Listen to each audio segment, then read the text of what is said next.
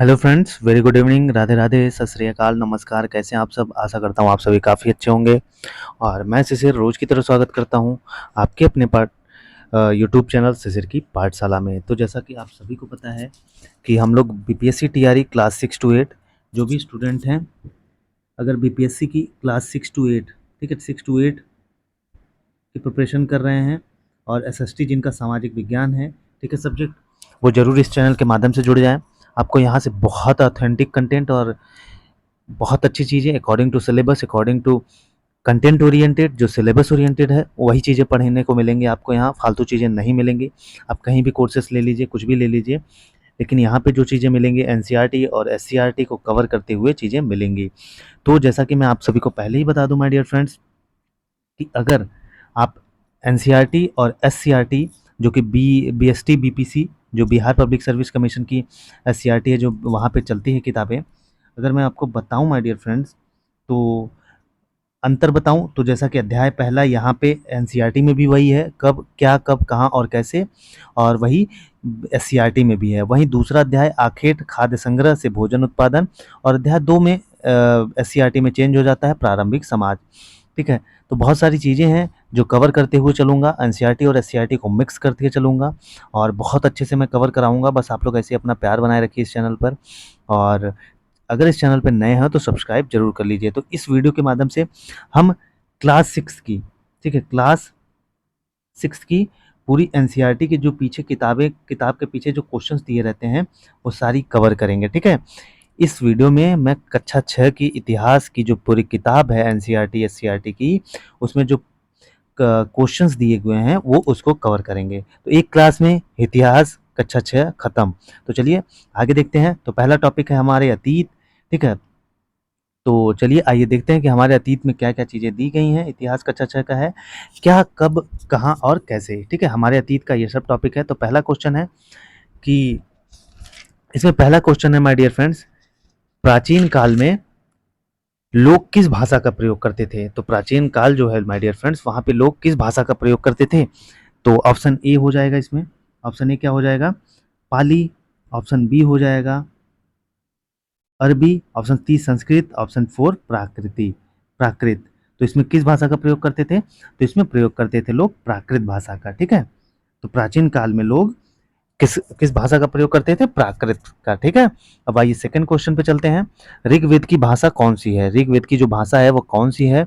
Option A है Sanskrit, option 2 है पाली, option 3 है हिंदी, ऑप्शन 4 है तमिल।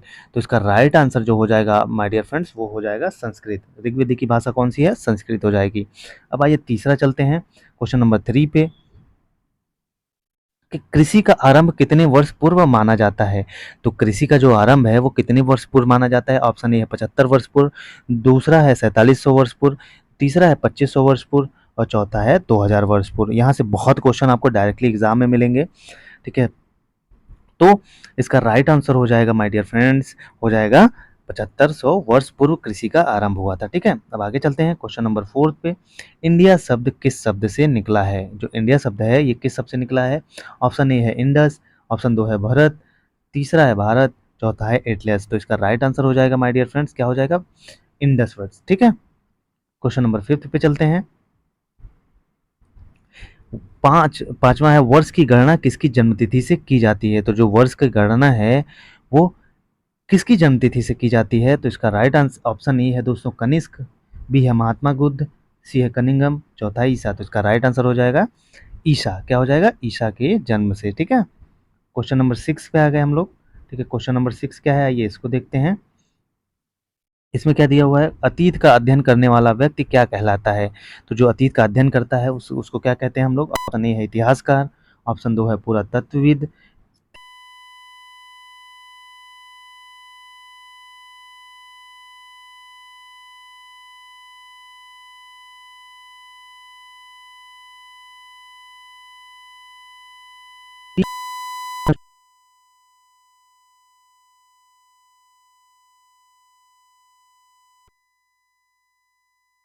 तो माय डियर फ्रेंड्स अब हम आ गए सेकेंड यूनिट पे, अध्याय 2 पे।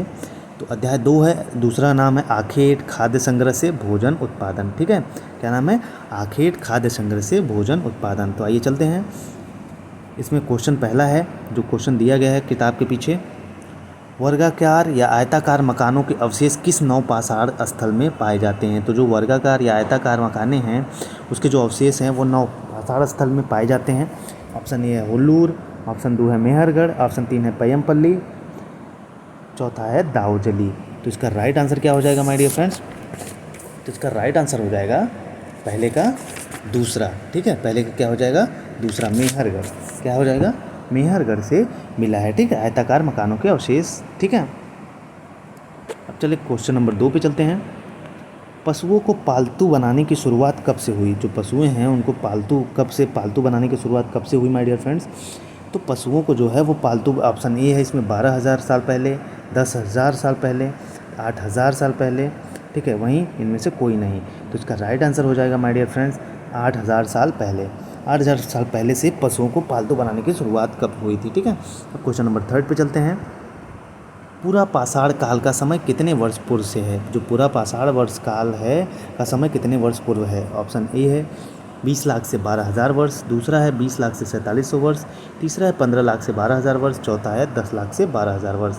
तो इसका राइट आंसर हो जाएगा माय डियर फ्रेंड्स, क्या हो जाएगा? 20 लाख से 12,000 वर्ष पूर्व किसका है? पूरा पाषाण काल का। ठीक है, अब चलिए आगे चलते हैं क्वेश्चन नंबर 4 पे।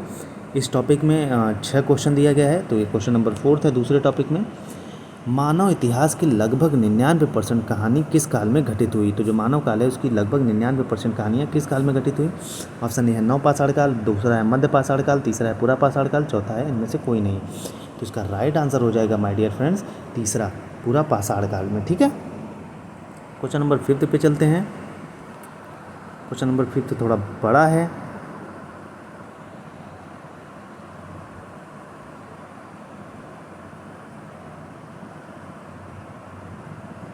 इसको मैं छोटा कर ले रहा हूँ थोड़ा सा। तो 5वां क्वेश्चन है कि मेसोलिथिक या मध्य पाषाण युग के संबंध में निम्नलिखित कथनों पर विचार करें। ठीक है, तो इस अवधि के दौरान पत्थर के औजार को माइक्रोलिथ कहा जाता था। दूसरा है पत्थर के औजार आकार में बड़े थे। तीसरा है इस अवधि के दौरान पुराने किस्म के औजार अनुपस्थित थे। तो इस पर कूट का मिलान करना है। तो क्वेश्चन नंबर 5 है माय डियर फ्रेंड्स। तो इसका राइट आंसर जो हो जाएगा, इसका राइट आंसर क्या हो जाएगा? इसका राइट आंसर जो होगा वो तीसरा हो जाएगा। ठीक है, कौन सा होगा? तीसरा, केवल एक। क्या होगा? केवल एक। तो इसका राइट आंसर हो जाएगा पहला, इस अवधि के दौरान पत्थर के औजार को माइक्रोलिथ कहा जाता था। ठीक है, अब चलते हैं क्वेश्चन नंबर 6 पे। ठीक है, ये क्वेश्चन नंबर 6 है। तो आइए क्वेश्चन नंबर 6 को देखते हैं। क्वेश्चन नंबर 6 क्या है? नवपाषाण काल के औजारों के संबंध में निम्नलिखित कथनों पर विचार करें। जो नवपाषाण काल के औजार थे उसके संबंध में है। तो औजार पॉलिश किए गए थे, औजार जो थे वो पॉलिश किए गए थे। दूसरा है ओखल और मूसल का उपयोग अनाज को पीसने के लिए किया जाता था। जो ओखल था और मूसल था उसका किसके लिए प्रयोग किया जाता था? अनाज को पीसने के लिए। तो ऑप्शन ए है इसमें केवल एक, बी है केवल 2, 3 है दोनों, 1 और 2, चौथा उपयुक्त में से कोई नहीं। तो इसका राइट आंसर हो जाएगा माय डियर फ्रेंड्स, इसका राइट आंसर क्या हो जाएगा? तीसरा हो जाएगा, दोनों, पहला और दूसरा। ठीक है, औजारों को पॉलिश किए जाते थे नवपाषाण काल में और ओखल और मूसल अनाज के लिए प्रयोग होते थे। तो ये हमारा इसी के साथ चैप्टर नंबर 2 भी कंप्लीट हो जाता है हमारा। अब हम धीरे धीरे चलेंगे चैप्टर नंबर 3 पे, जो है आरंभिक नगर जिसका नाम। ये चलते हैं चैप्टर नंबर 3 पे।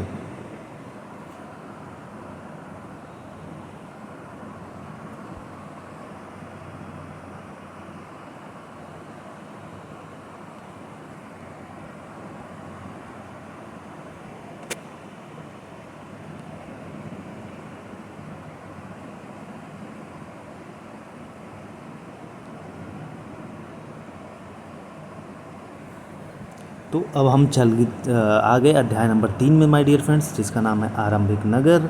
तो आइए इसके क्वेश्चंस को देखते हैं। तो पहला क्वेश्चन है नवपाषाण युग के पुरास्थलों में किस प्रकार के बर्तन मिले हैं? तो नवपाषाण युग के पुरास्थलों में किस प्रकार के बर्तन मिले हैं? ऑप्शन ए है लोहे के, 2 है मिट्टी के, 3 है कांच के, चौथा इनमें से कोई नहीं। तो इसका राइट आंसर हो जाएगा माय डियर फ्रेंड्स दूसरा, मिट्टी के बर्तन मिले हैं। ठीक है, अब आइए क्वेश्चन नंबर 2 पे चलते हैं कि बुर्ज होम में किस प्रकार के निवास स्थान मिले हैं? जो बुर्ज होम है वहाँ पर किस प्रकार के निवास स्थान मिले हैं? ए है पक्की ईंटों के, 2 है बांस के, तीसरे है ज़मीन के नीचे, चौथे इनमें से कोई नहीं। तो इसका राइट आंसर जो हो जाएगा माय डियर फ्रेंड्स, क्या हो जाएगा? इसका राइट आंसर हो जाएगा ज़मीन के नीचे। ठीक है, क्वेश्चन नंबर 3 पे चलते हैं। मेहरगढ़ में कपास की खेती के प्रमाण कितने वर्ष पूर्व मिले हैं? तो जो मेहरगढ़ है वहाँ पे कपास की खेती के प्रमाण जो हैं वो कितने वर्ष पूर्व मिले हैं? ऑप्शन ए है 7000 वर्ष पूर्व, 2 है 6000 वर्ष पूर्व, तीसरा है 5000 वर्ष पूर्व और चौथा है 7700 वर्ष पूर्व। तो इसका राइट आंसर क्या हो जाएगा माय डियर फ्रेंड्स? तीसरे का राइट आंसर हो जाएगा पहला, 7000 वर्ष पूर्व। ठीक है, अब क्वेश्चन नंबर चलते हैं हम लोग। ये हम क्वेश्चन नंबर 4 पे आ गए।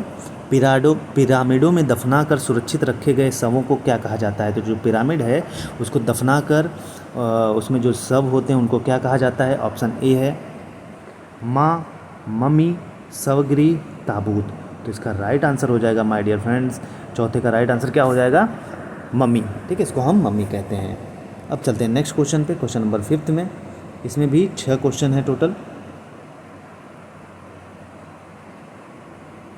हड़प्पा की नगर योजना की अनूठी विशेषताओं के बारे में निम्नलिखित कथनों पर विचार करें। जो हड़प्पा की नगर योजना थी उनकी अनूठी विशेषताओं के बारे में निम्नलिखित कथनों पर विचार करना है।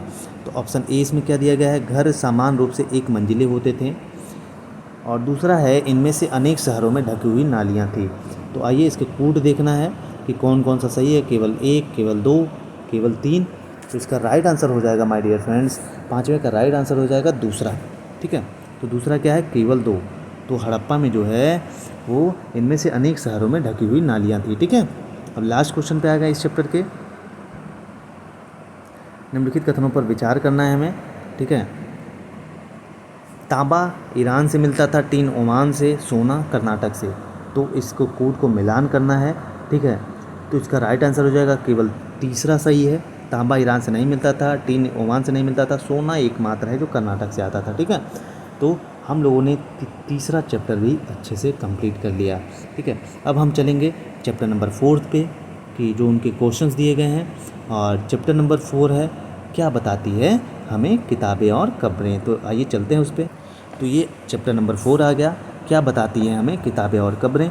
तो इसमें आइए देखते हैं सबसे पहले क्वेश्चन कौन सा है। इसमें भी हमारे 7 क्वेश्चन दिए गए हैं। ठीक है, तो सबसे पुराना वेद कौन सा है? ऋग्वेद, सामवेद, यजुर्वेद, अथर्ववेद। तो इसका राइट आंसर हो जाएगा माय डियर फ्रेंड्स ऋग्वेद सबसे पुराना वेद है। ठीक है, आइए क्वेश्चन नंबर 2 पे चलते हैं। ऋग्वेद में वर्णित प्रार्थनाओं को क्या कहा गया है? ऋग्वेद में जो वर्णित प्रार्थनाएं हैं उसको क्या कहा गया है? ऑप्शन ए है दोहे, 2 है प्रार्थना, तीसरा है सूक्त, चौथा है छंद। तो इसका राइट आंसर हो जाएगा क्या हो जाएगा माय डियर फ्रेंड्स? दूसरे का तीसरा। ठीक है, क्या हो जाएगा? सब सूक्त। जो ऋग्वेद में वर्णित प्रार्थनाएं हैं उसको सूक्त कहते हैं। अब चलते हैं क्वेश्चन नंबर 3 पे। ऋग्वेद में किस ऋषि के सतलुज और व्यास नदियों के साथ वार्तालाप का वर्णन है? तो ऋग्वेद में किस ऋषि के सतलुज और व्यास नदियों के साथ वार्तालाप का वर्णन है? ऑप्शन ए है विश्वामित्र, दूसरा है द्रोणाचार्य, तीसरा है दधीचि, चौथा है मातंग। तो इसका राइट आंसर हो जाएगा माय डियर फ्रेंड्स क्या हो जाएगा? विश्वामित्र। ऋग्वेद में विश्वामित्र के सतलुज और व्यास नदियों के साथ वार्तालाप किया गया है। ठीक है, क्वेश्चन नंबर 4 पे चलते हैं। चरक ने कौन सी पुस्तक लिखी थी? तो चरक दर्शन, दूसरा है चरक संहिता, तीसरा है चरकोक, इनमें से कोई नहीं। तो इसका राइट आंसर हो जाएगा, चौथे का राइट आंसर क्या होगा माय डियर फ्रेंड्स? दूसरा, चरक संहिता चरक ने लिखी थी। ठीक है, अब क्वेश्चन नंबर 5 पे चलते हैं। चरक ने मनुष्य के शरीर में कितनी हड्डियों का वर्णन किया है? ऑप्शन ए है 206, दूसरा है 360, तीसरा है 500, चौथा है 600। तो इसका राइट आंसर क्या हो जाएगा? 5वें का दूसरा, 360। छठे क्वेश्चन पे चलते हैं। ऋग्वैदिक काल के दौरान प्रचलित राजनीतिक व्यवस्था के बारे में निम्नलिखित कथनों पर विचार करें। राजा के पास लोगों से कर एकत्र करने की शक्ति थी। दूसरा है राजा का पुत्र स्वाभाविक रूप से राजा का उत्तराधिकारी होता था। तो इसका राइट आंसर हो जाएगा, इसका राइट आंसर क्या हो जाएगा 6th क्वेश्चन का? तो इसका राइट आंसर हो जाएगा माय डियर फ्रेंड्स 4th, इसमें से कोई नहीं है। ठीक है, इनमें से कोई नहीं। क्वेश्चन नंबर 7 पे चलते हैं। चरक संहिता के बारे में लिखा गया है इसमें, आइए देखते हैं। चरक संहिता के बारे में निम्नलिखित कथनों पर विचार करें। इसकी रचना प्रसिद्ध चिकित्सक चरक ने की थी। वहीं दूसरा है वह बताते हैं कि मानव शरीर में 360 हड्डियाँ होती हैं। तो क्वेश्चन नंबर 7वें का राइट आंसर हो जाएगा माय डियर फ्रेंड्स, ये दोनों सही हैं। ठीक है, इसकी रचना चिकित्सक चरक ने की थी। वो बताते हैं कि मानव शरीर में 360 हड्डियाँ होती हैं। तो इसी के साथ हम लोगों ने चैप्टर नंबर 4 भी कंप्लीट कर लिया माय डियर फ्रेंड्स। अब चलते हैं चैप्टर नंबर 5 पे।